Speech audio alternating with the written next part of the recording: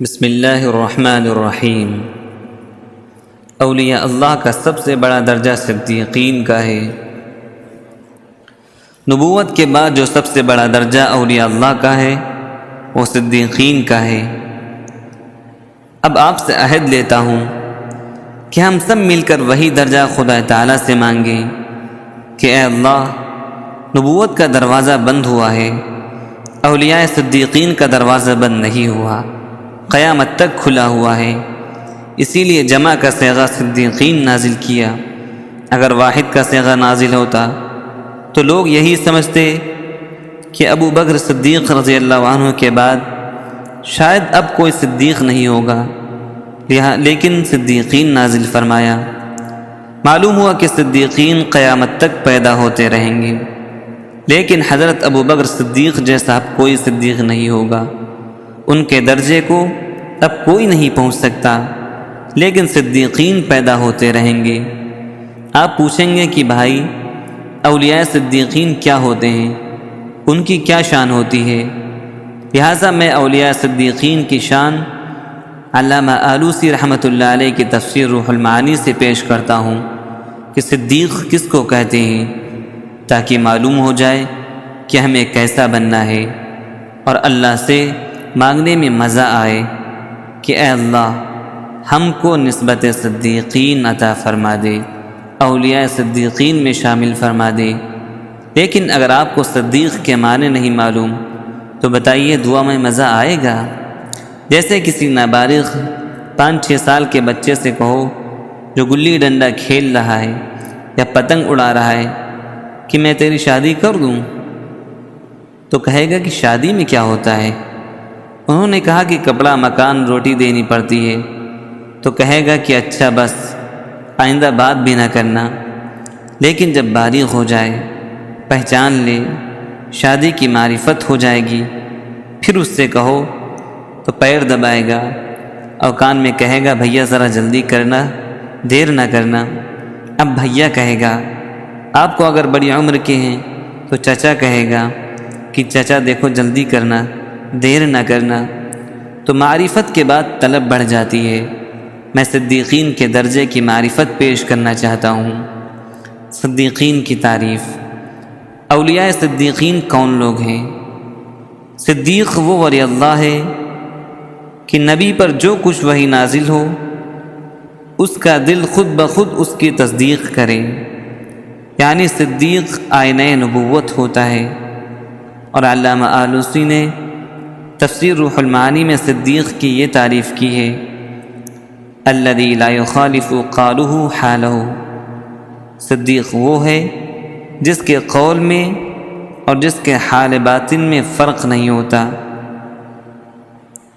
جو زبان پر ہے وہی دل میں ہے۔ صدیقین وہ اولیاء اللہ ہیں جن کا قول اور جن کا حال باطن یکساں ہوتا ہے۔ جتنا ایمان ان کی زبان پر ہوتا ہے اتنا ہی ان کے قلب میں ہوتا ہے۔ حضرت علی رضی اللہ عنہ کے مقام صدیقیت کو شاہ عبد الغنی صاحب رحمۃ اللہ علیہ فرمایا کرتے تھے کہ ایک دن حضرت علی رضی اللہ عنہ نے فرمایا کہ جب میں قیامت کے دن دوزخ اور جنت کو دیکھوں گا تو میرا ایمان ایک ذرہ نہیں بڑھے گا، اتنا ایمان مجھے دنیا ہی میں حاصل ہے بصدقہ صحبت نبی صلی اللہ علیہ وسلم۔ اذا رأيت النار والجنة يوم المحشر ما زدت یقینا۔ جب میں قیامت کے دن جنت و دوزخ کو دیکھوں گا تو میرے یقین میں ایک ذرہ برابر اضافہ نہیں ہوگا، اتنا یقین تو مجھے دنیا ہی میں حاصل ہے۔ میرے مرشد شاہ عبد الغنی صاحب رحمۃ اللہ علیہ نے اپنے مرشد حکیم الامت تھانوی رحمۃ اللہ علیہ کو خط لکھا تھا کہ حضرت، آپ کی غلامی کے صدقے میں اللہ نے میرا ایمان و یقین اس مقام پر عطا فرمایا ہے کہ جب میں دنیا کی زمین پر چلتا ہوں تو ایسا لگتا ہے کہ میں آخرت کی زمین پر چل رہا ہوں۔ اس پر حکیم الامت حضرت تھانوی رحمۃ اللہ علیہ نے فرمایا کہ یہ شخص اپنے وقت کا صدیق ہے۔ تو صدیق کی ایک تعریف ہے الذی لا یخالف قولہ حالہ۔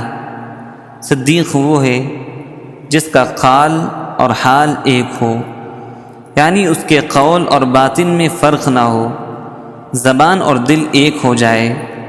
صدیق کی دوسری تعریف، الذی لا یتغیر باطنہ من ظاہری،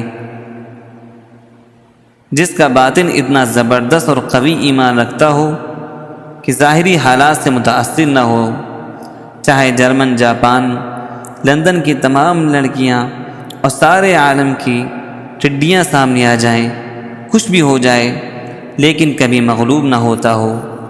یہ نہ کہے کہ کیا کرے بھائی، ایسے حالات میں کیسے نظر بچائیں، کیا کرے بھائی، خاندان کی وجہ سے مروت آ گئی، اس لیے ویڈیو فلم بنوا لی، ٹیپ ریکارڈر لگا تھا، گانا سن لیا، کیا کہیں وہ نہیں کہتا، وہ مؤثر ہوتا ہے، غالب ہوتا ہے۔ بقول ہمارے شیخ مولانا شاہ محمد احمد صاحب رحمۃ اللہ علیہ، جہاں جاتے ہیں ہم تیرا افسانہ چھیڑ دیتے ہیں، جہاں جاتے ہیں ہم تیرا افسانہ چھیڑ دیتے ہیں، کوئی محفل ہو تیرا رنگ محفل دیکھ لیتے ہیں۔ لندن کی سڑک ہو یا جاپان کی، اللہ والے جہاں بھی جاتے ہیں اللہ والے ہی رہتے ہیں، یہی دلیل ہے ان کے دل میں اللہ ہے۔ شیر کا دوست لومڑی اور بندر سے ڈرے گا؟ بالکل نہیں۔ سورج کا دوست ستاروں سے ڈرے گا؟ بس سمجھ لیجئے کہ اللہ کے دوستوں کا کیا مقام ہوگا۔ بس صدیق کا ایمان اس قدر قوی ہوتا ہے کہ ظاہری حالات سے متاثر نہیں ہوتا، کسی سے مرعوب نہیں ہوتا، لوگوں سے ڈر کر اللہ کی مرضی کے خلاف کوئی کام نہیں کرتا۔ سارا جہاں خلاف ہو پرواہ نہ چاہیے، پیش نظر تو مرضی جانا نہ چاہیے، پھر اس نظر سے جانچ کے تو کر یہ فیصلہ، کیا کیا تو کرنا چاہیے، کیا کیا نہ چاہیے۔ اور صدیقین کی تیسری تعریف ہے، الذی یبذل الکونین فی رضا محبوبی، صدیق وہ ہے جو دونوں جہاں اللہ پر فدا کر دیتا ہے۔ ابھی کل میں نے کچھ عرب کے لوگوں کے سامنے یہ تعریف پیش کی تو ایک الجزائری نے پوچھا کہ میں دنیا تو اللہ پر فدا کر سکتا ہوں، فکیف افضل آخرہ، لیکن آخرت کو کوئی انسان کس طرح فدا کر سکتا ہے؟ میں نے جواب دیا کہ آخرت کو فدا کرنے کا یہ طریقہ ہے کہ نیک کام اللہ کی رضا کے لیے کرو، جنت کے لالچ میں نہ کرو۔ اللہ کی رضا درجہ اولین میں ہو، جنت کو درجہ ثانوی میں کر لو۔ نیت یہ ہو کہ اے اللہ، میں یہ عمل جنت کے لیے نہیں کر رہا ہوں، آپ کو خوش کرنے کے لیے کر رہا ہوں، لیکن چونکہ جنت آپ کا محل لقاء اور محل دیدار ہے، اس لیے جنت کا بھی سوال کرتا ہوں، لیکن مقصود آپ کی رضا ہے۔ بس آپ نے آخرت فدا کر دی، جنت کو اللہ پر فدا کر دیا، اور دوزخ کے ڈر سے گناہ مت چھوڑو، اللہ کی ناراضگی کے خوف سے چھوڑو، خدا تعالیٰ کی ناراضگی سے بچنے کے لیے گناہ چھوڑو، اور جہنم کو درجہ ثانوی میں کر لو۔ انشاءاللہ تعالیٰ آپ نے جنت و جہنم اور آخرت کو فدا کر دیا۔ یہ سن کر اس عرب نے کہا سبحان اللہ، اور بہت خوش ہوا۔ اور یہ میں نے کہاں سے حاصل کیا؟ اللہ تعالیٰ نے براہ راست دل میں شرع عطا فرمائی۔ اس کے بعد حدیث پاک کی دلیل بھی مل گئی۔ سرور عالم صلی اللہ علیہ وسلم فرماتے ہیں، اللہم انی اسألک رضاک والجنہ، اے خدا میں تجھ سے تیری رضا اور تیری خوشی مانگتا ہوں، اور جنت کو بعد میں مانگتا ہوں۔ جنت کو بعد میں بیان کیا، پہلے کیا مانگا آپ صلی اللہ علیہ وسلم نے؟ اللہم انی اسألک رضاک، اے اللہ میں تیری رضا چاہتا ہوں، والجنہ، اور جنت بھی۔ جنت کو درجہ ثانوی میں کیا، اور وَأَعُوذُ بِكَ مِن سَخَطِكَ، میں تیری ناراضگی سے پناہ چاہتا ہوں، والنار، اور دوزخ سے۔ دوزخ کو درجہ ثانوی کیا، پہلے اللہ کی ناراضگی سے پناہ مانگی۔ اس حدیث سے اختر نے یہ سمجھا کہ آخرت کو یوں فدا کیا جاتا ہے۔ بس صدیق کی آخری تعریف ہے، الذی یبذل الکونین فی رضا محبوبی، جو اللہ پر دونوں جہان فدا کر دے۔ بس دعا کیجئے کہ اللہ تعالی عمل کی توفیق دے۔ اے اللہ، ہم سب کے لیے تقوی کے راستے کو آسان بلکہ لذیذ فرما دیجیے۔ اے خدا، گناہوں کو چھوڑنا نہ یہ کہ آسان بلکہ لذیذ فرما دیجیے، اور ہم سب کو اللہ والی حیات نصیب فرما دیجیے۔ اے خدا، گناہوں کو چھوڑ کر ہم ایک شکر نہیں کروڑ کروڑ شکر ادا کرے۔ جس گناہ سے آپ ہمیں نجات عطا فرما دیں تو اے خدا ہم اس عنوان سے شکر ادا کریں گے کہ اگر ساری دنیا کے ذرے زبان بن جائیں، ساری کائنات کے ہر ذرے کے زبان سے اے اللہ ہم آپ کا شکر ادا کریں تو ایک گناہ سے نجات کا شکریہ ہم ادا نہیں کر سکتے۔